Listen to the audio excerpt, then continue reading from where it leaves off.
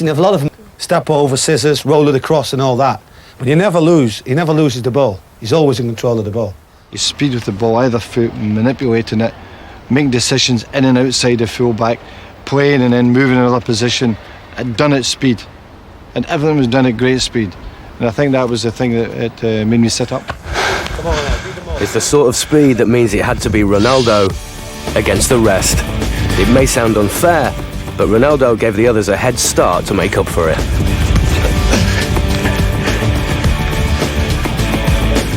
Good boys.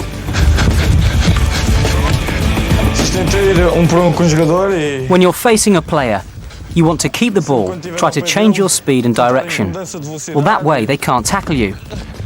Try to cross the ball quickly so it can't be intercepted. Tentarem cruzar logo para que eles não possam reposicionarem-se logo de seguido momento. Football seems to speak all languages at Manchester United. Now it was time for the academy players to show some skills of their own.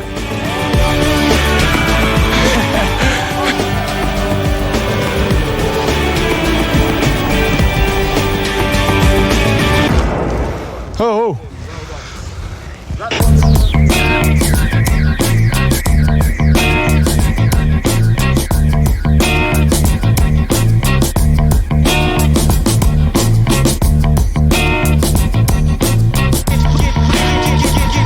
Every day we come in here, it's just like continuing living a dream to be able to come and play with your best mates. And I've been lucky that my brother and my best mates have been playing here with me for like 10 years now, going out in front of 70,000 people. The laughs that we have in the changing rooms, I don't think I'll ever be able to replace that in my life when it goes, and that's why you want to continue doing it for as long as possible. And anybody who has the opportunity to become a football player, you know, never let it pass. And hold it there, Jim. And hold it there. Just hold on to the ball. Just bring it over here.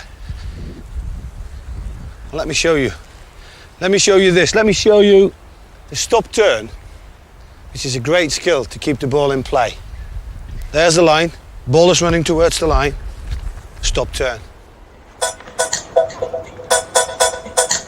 Anton, can you come out as my defender? Stop turn is also a great skill, right, to shield the ball from the defender and change direction instantly.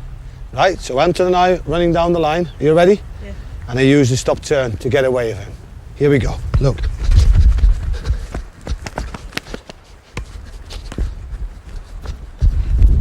Let me talk you through the different steps of the stop turn.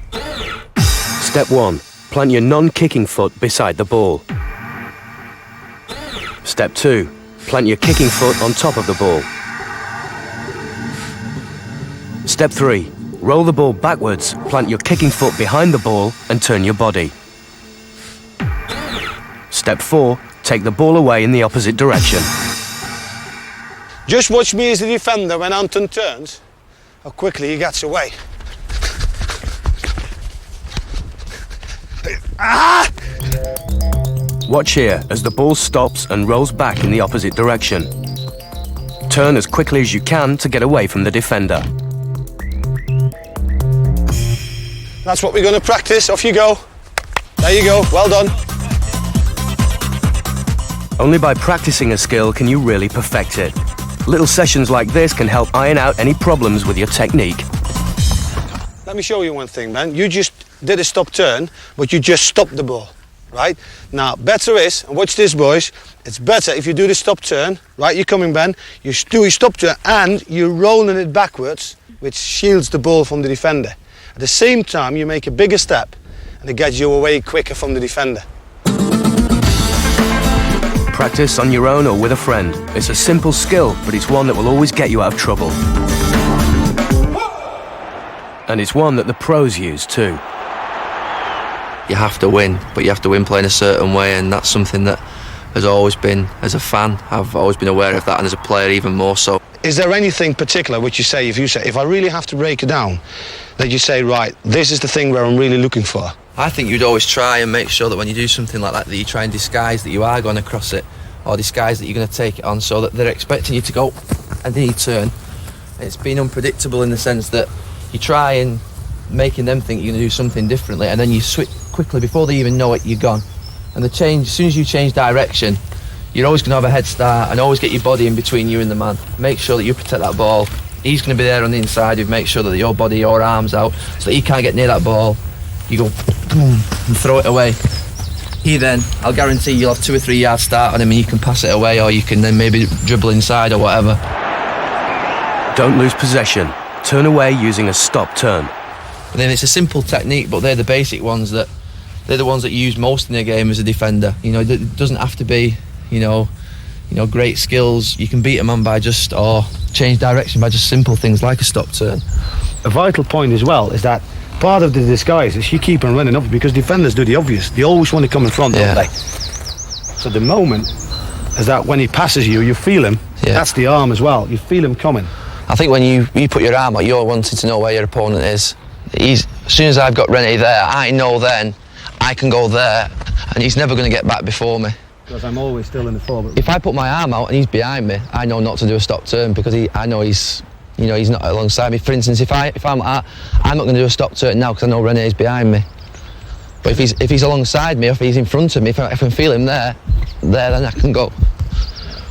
The other thing is, Gary, if I would stay behind you and you would still be on your run, right, to make sure that I can't get in front of you, what would be the other thing what you're thinking of doing then? I would always want to go. You cut across, don't you? If a defender tries to read you and you can see that he thinks you're going to do a stop turn, go across him and put your arm across him. I mean, that's the ultimate thing to try and do anyway. So it's always to try and get past the defender and to get across his body. Once you're across his body, you're talking penalties, free kicks, or you beat him and you're maybe through towards goal. I'm never going to be a Ryan Giggs where I can dribble past people like that. Yeah. But something just to be able to produce something that is a little bit unpredictable in the last third. Because as a defender at Manchester United, you can't just be a defender, you have to be an attacker as well, especially if you're a full-back. And you have to be able to go forward, cross the ball, but to be able to actually produce something in the final third as well. You've seen Mikhail do it, and John O'Shea can beat a man in the last third of the pitch. That's something that I'm looking to improve, also this year as well. At every level, skill is the foundation for any United player. But that doesn't have to mean outrageous flicks and showboating. The basic skills are important to learn if you want to make it as a pro.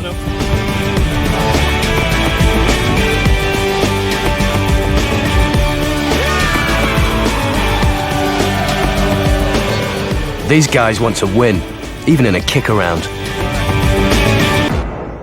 I've started at the bottom rung of the ladder and you never feel as though you're going to get there, but you can get there. You just practice and enjoy your football, and they have got the best grounding in the world at this club. The coaching here is better than anywhere else, as it should be. It's the best club, and that's the reason I'm here today, is because of the coaching that I received and the hours that they put in with me. Kane's up there with the best, the captains. Have you seen him play football? You have to have a certain personality to be a captain. To have him as the captain in the middle, just as like as if you have an extra man. What are the pressures of being the captain of the biggest club in the world? What's the best way to lead? There's only one man at United with the answer. Being captain for me is just a bonus, really, because I'd feel, when you got 11 players out there, you should all have the same aims and you should all be trying to win a football match and basically do anything for each other as soon as you cross that white line. Leading the team out at Old Trafford is not for the faint-hearted. When you're standing tall and you're just ready, let's get it on. How do you inspire the team? I think actions, definitely. I think we can all talk the talk, but I think the most important thing is maybe how I perform, and try and lead in the right way. Although he blasts players a lot and he's encouraging because his influence is such huge and his personality is huge, there are the moments where he puts his arm around the shoulder. So all the sort of encouraging, the urging he does during the game was forgotten after the game. We've got tomorrow.